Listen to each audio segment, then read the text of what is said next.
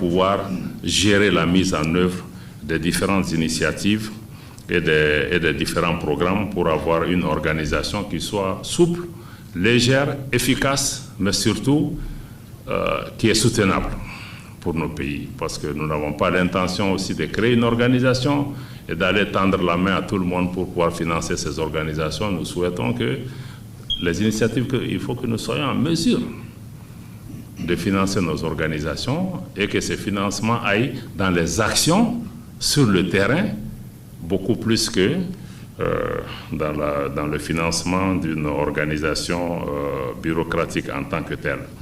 Dans ce cadre, je ne sais pas dans quelle mesure chacun de vous a eu l'occasion peut-être de voir le traité qui a été signé, si nous allons mettre à votre disposition. Le traité qui a été signé naturellement, qui crée la Confédération, a décidé de mettre en place essentiellement un collège des chefs d'État pour montrer l'unité d'action et la solidarité et la complémentarité entre les chefs d'État. Donc le collège des chefs d'État comprend les chefs d'État de 3 pays. Et un des pays doit assurer la présidence de la Confédération et ça doit se faire par rotation entre les 3 pays. Et aucun président de la Confédération ne peut avoir 2 mandats consécutifs. Donc, ça doit faire nécessairement l'objet d'une rotation entre les 3 pays. Et à côté de la conférence des chefs d'État, le mandat aussi du président de la Confédération est d'1 an. Donc, à côté du collège des chefs d'État, nous avons aussi des instances, c'est-à-dire qu'il y a le Conseil des ministres. Mais à la différence des conseils des ministres des organisations, c'est que le Conseil des ministres de la Confédération est présidé par le président de la Confédération, comme dans le cas d'un pays.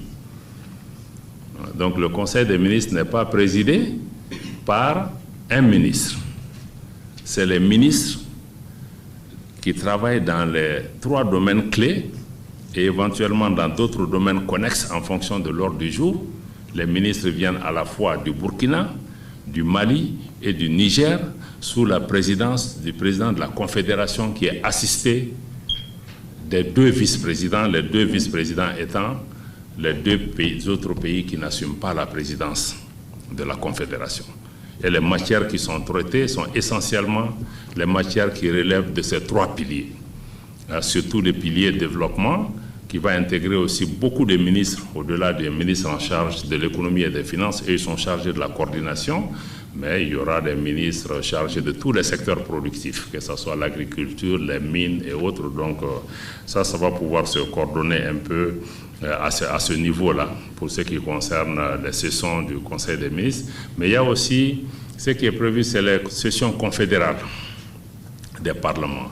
Les parlements ou les instances provisoires qui tiennent lieu de parlement, chaque pays aura un nombre égal de représentants pour pouvoir travailler, à accompagner la Confédération.